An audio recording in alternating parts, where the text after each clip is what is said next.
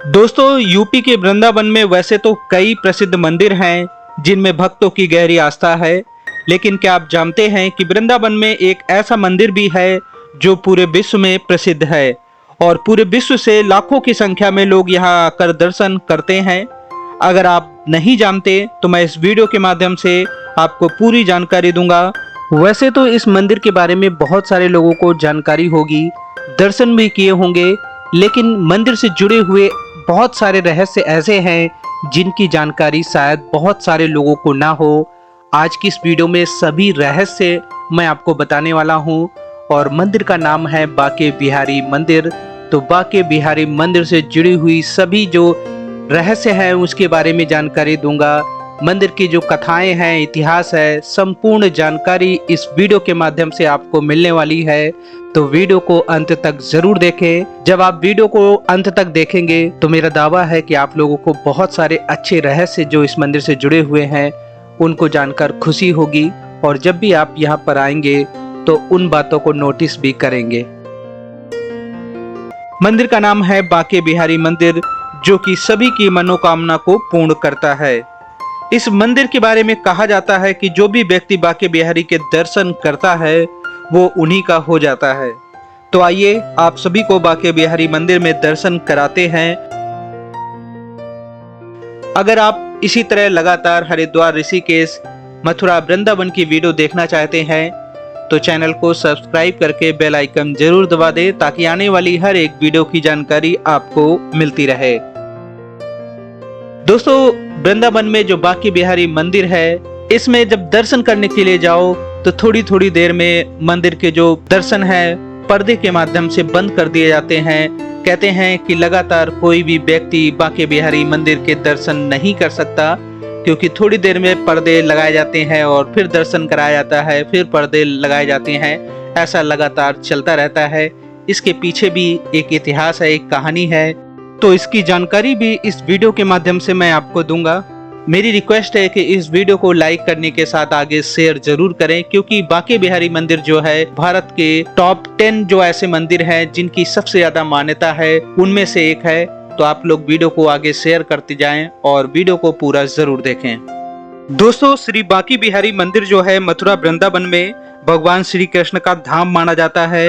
ये बहुत ही पवित्र धाम है। वृंदावन में भगवान श्री कृष्ण की अनेक जो लीलाएं हैं वो मिलती हैं।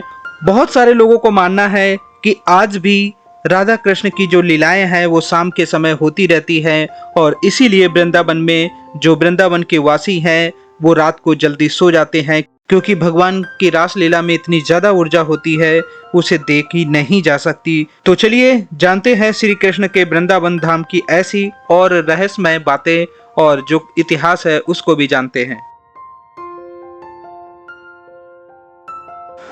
दोस्तों, सबसे पहले हम जानते हैं कि श्री बाके बिहारी मंदिर में जो प्रतिमा है, जो मूर्ति है, वो कैसे प्रकट हुई है।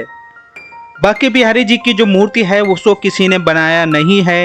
यह प्रतिमा अपने आप उत्पन्न हुई है। कहते हैं कि जो बाके बिहारी भगवान श्री कृष्ण के अनन्य भक्त श्री स्वामी हरिदास जी की जो आस्था थी, उनसे प्रसन्न होकर बाके बिहारी जी वृंदावन में प्रकट हुए थे। बाके बिहारी मंदिर में भगवान की जो प्रतिमा है वो काले रंग की एक मूर्ति है जो श्री स्वामी हरिदास जी ने स्वयं खोजी थी।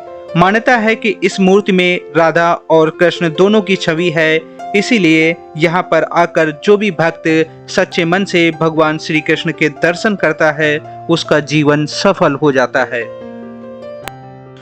दोस्तों, भगवान कृष्ण को बाके बिहारी नाम स्वामी हरिदास जी ने दिया है। भगवान कृष्ण की हर एक मुद्रा को बाके बिहारी नहीं कहा जा सकता, बल्कि ये जो आप प्रतिमा देखते हैं इसमें 3 कोण पर ये झुकी हुई प्रतिमा है। इसी वजह से श्री कृष्ण को बाके बिहारी नाम से पुकारा जाता है। 3 कोण यानी ओठों पर जो भगवान श्री कृष्ण ने बांसुरी लगाई है उसकी एक कोण है, कमर टिकाए हैं वो एक एंगल है, और एक पैर में जो दूसरे पैर को फंसाया हुए हैं वो एक दूसरी मुद्रा है। तो इस तरह ये 3 मुद्राएं बनती हैं, 3 कोण बनते हैं, और इसी 3 कोण की वजह से श्री स्वामी हरिदास जी ने भगवान श्री कृष्ण को बाके बिहारी नाम दिया है।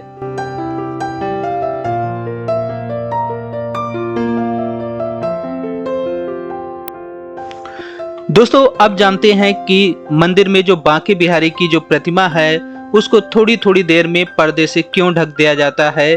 कहते हैं कि एक समय पहले एक व्यक्ति भगवान श्री बांके बिहारी के दर्शन करने के लिए मंदिर में आया और वो बांके बिहारी के लगातार दर्शन करता रहा।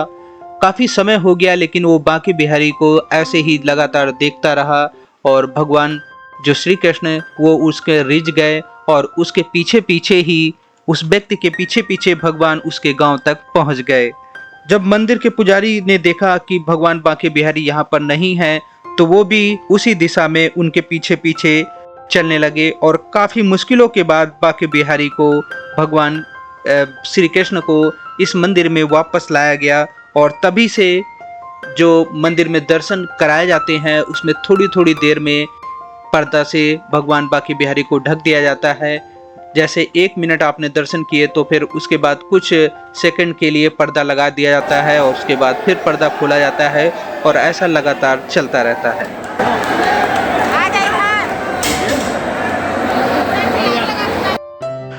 दोस्तों अब हम जानते हैं कि भगवान श्री कृष्ण का नाम बांके बिहारी कैसे पड़ा। श्री स्वामी हरदास जी निधवन में बैठे थे और भगवान के भक्ति में लीन थे और राधा कृष्ण के जो भजन है जो गाने हैं उसको गा रहे थे और भगवान श्री कृष्ण के भक्ति में लीन थे तो भगवान श्री कृष्ण प्रसन्न होते रहते हैं और उनके सामने बार बार आते रहते हैं। जब स्वामी श्री हरदास जी के शिष्य को ये बात पता चली तो वो भी कहता है कि हमें भी भगवान के दर्शन करने हैं। उसके बाद स्वामी हरदास जी फिर भक्ति में लीन हो जाते हैं और अपनी भक्ति के द्वारा राधा कृष्ण को प्रसन्न करते हैं। तो राधा कृष्ण फिर से एक बार प्रसन्न हो जाते हैं और वो अपनी इच्छा जताते हैं। स्वामी हरदास जी से कहते हैं कि हम आपके पास रहना चाहते हैं। तो स्वामी हरदास जी कहते हैं मैं तो एक संत हूँ, मेरे पास तो सिर्फ एक लंगोट है, तो प्रभु मैं सिर्फ आपको लंगोट पहना सकता हूँ और माता के लिए मेरे पास आभूषण नहीं है, मैं कैसे श्रृंगार करूँगा। तो ये सुनकर श्री कृष्ण और राधा एक हो जाते हैं और एक नई प्रतिमा बनती है जिसका नाम स्वामी हरदास जी बांके बिहारी रखते हैं। तब से ही ये बांके बिहारी नाम प्रचलित है और यही कथा सुनने में आती है। बांके बिहारी राधा कृष्ण का एक विग्रह यानी सम्मिलित रूप है। यही कारण है कि बांके बिहारी जी के जब श्रृंगार किया जाता है तो आदि मूर्त पर महिला और आदि मूर्त पर पुरुष का श्रृंगार किया जाता है। आप जब ध्यान से देखेंगे तो आपको आसानी से पता लग जाएगा कि आदि मूर्ति में महिला का श्रृंगार और आदि मूर्ति में पुरुष का श्रृंगार किया जाता है। तो इसी तरह से ये जो प्रतिमा है ये राधा कृष्ण का एक तरह से विग्रह जिसे कहते हैं सम्मिलित रूप है। तो उम्मीद करते हैं आपको वीडियो अच्छी लग रही होगी। ऐसी और जानकारी के लिए वीडियो में अंत तक बने रहें और ऐसी ही लगातार वीडियो अगर देखना चाहते हैं तो चैनल को सब्सक्राइब करके बेल आइकन जरूर दबा दें।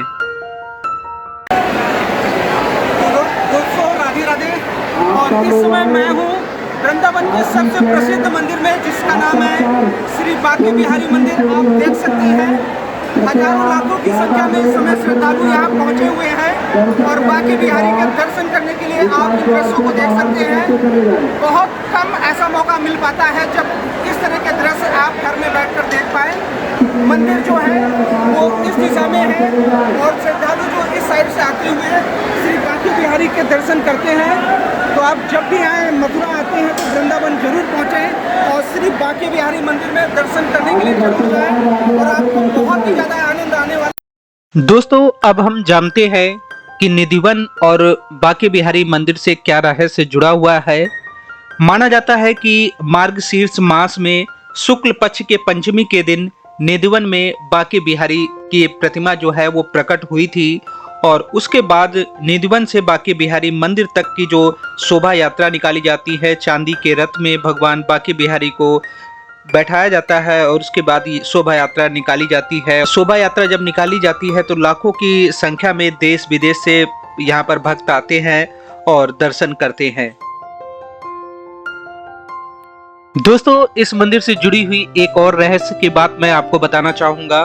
वैसे तो साल भर भगवान बांके बिहारी के दर्शन आप सभी लोग करते रहते हैं, लेकिन वैशाख माह की जो तृतीया आती है जिसे अक्षय तृतीया कहा जाता है, उस दिन पूरे एक साल में एक बार बांके बिहारी के चरणों के दर्शन कराए जाते हैं। कहते हैं कि बांके बिहारी के जो चरणों के जो दर्शन है वो बहुत ही ज्यादा शुभ माने जाते हैं और इस दिन भी लाखों की संख्या में श्रद्धालु पहुंचते हैं और भगवान बांके बिहारी के चरणों के दर्शन करते हैं। मैं एक बार फिर से बताना चाहूंगा, बैसाख माह की जो तृतीया आती है, जिसे अक्षय तृतीया कहा जाता है, उस दिन भगवान बांके बिहारी के चरणों के दर्शन होते हैं।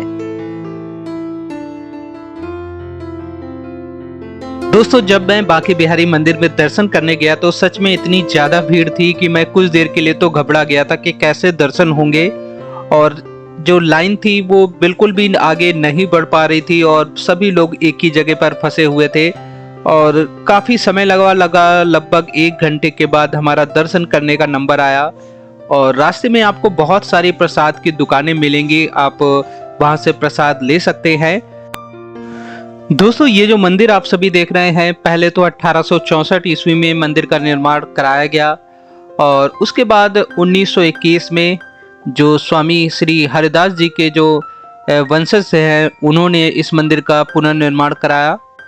तो मंदिर बहुत ही सुंदर है और अंदर से आपने मंदिर के दर्शन तो किए ही हैं। एक बात का विशेष ध्यान रखना है, जब आप लाइन में लगे होंगे तो आपके सर के ऊपर बहुत सारे बंदर भी देखने को मिलेंगे। वो छज्जे पे बैठे होंगे, तार पे बैठे होंगे और वो बस कुछ ही सेकंड में आपका चश्मा, आपका जो कैप है, आपका पर्स है, वो लेके भाग सकते हैं। तो किसी बड़े बैग में ये छोटे आइटम भर के रखें ताकि बंदरों से बचाया जा सके और मोबाइल भी हाथ में ध्यान से रखना है अगर आपने पिक्स लेनी है तो, क्योंकि मोबाइल भी छीन के भाग सकते हैं।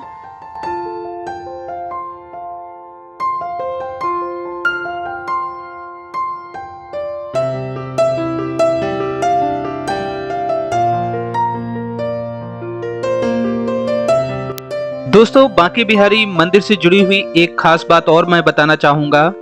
जब बांके बिहारी निधिवन में प्रकट हुए तो उस समय ये जो मंदिर है ये निर्माण नहीं हुआ था, तो श्री स्वामी हरिदास जी उनकी सेवा, बांके बिहारी की सेवा निधिवन में ही किया करते थे और काफी समय तक निधिवन में ही सेवा करते रहे। उसके बाद जब मंदिर का निर्माण हो गया तो शोभा यात्रा निकाली गई और निधिवन से बांके बिहारी को मंदिर तक स्थापित किया गया।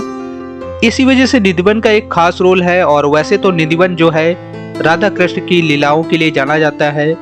मैं बहुत जल्द निधिवन की भी वीडियो आप सभी के सामने लेकर आऊंगा और निधिवन से जुड़े हुए बहुत सारे रहस्य हैं जो उस वीडियो के माध्यम से मैं आपको बताऊंगा। तो उस वीडियो को भी पूरा देखें, तभी आपको इन दोनों पार्ट को मिलाकर ही जब बांके बिहारी मंदिर की जो पूरी कहानी है आपको पता लग जाएगी, पूरी जो कथाएं हैं उसके बारे में जानकारी लग जाएगी। तो निधिवन की वीडियो बहुत जल्द आएगी, तो उसको भी पूरा देखें।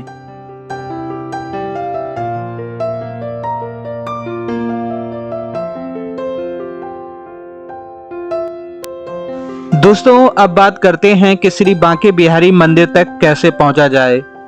मथुरा तक तो आप आसानी से पहुंच सकते हैं। मथुरा अगर ट्रेन से आना चाहें तो ज़्यादातर शहरों से ट्रेन की सुविधा है। आप मथुरा रेलवे स्टेशन उतरने के बाद वहां से बस के द्वारा भी बांके बिहारी मंदिर के पास पहुंच सकते हैं।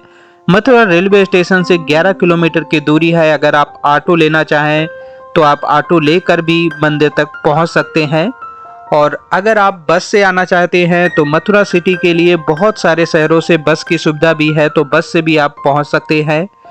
ध्यान रखना यह है कि मंदिर के जो खुलने का समय है सुबह 7 बजे से 12 बजे तक आप आसानी से दर्शन कर सकते हैं और 12 बजे के बाद जो कपाट हैं फिर से बंद हो जाते हैं, वो लगभग 5 बजे तक बंद रहते हैं। उसके बाद आप दर्शन कर पाएंगे। तो 5 से 9 शाम के समय और सुबह 7 बजे से लेकर 12 बजे तक ये दर्शन टाइमिंग है। इसी समय आप आएंगे तो आपको आसानी होगी, आराम से आप दर्शन कर पाएंगे। दोस्तों, वीडियो अच्छी लग रही है तो लाइक करने के साथ आगे शेयर जरूर किया करें। इस तरह की वीडियो को आगे शेयर करेंगे तो ज़्यादा से ज़्यादा लोग यहाँ के बारे में उनको पता चलेगा और वो आराम से यहाँ पर आकर दर्शन कर पाएंगे। दोस्तों, उम्मीद करते हैं आज की वीडियो आप सभी को अच्छी लगी होगी, तो वीडियो को लाइक करें, आगे शेयर करें। फिर मिलते हैं ऐसी ही और वीडियो के साथ। आप सभी अपना ख्याल रखें। जय हिंद, जय गंगे माता, जय श्री राधे राधे।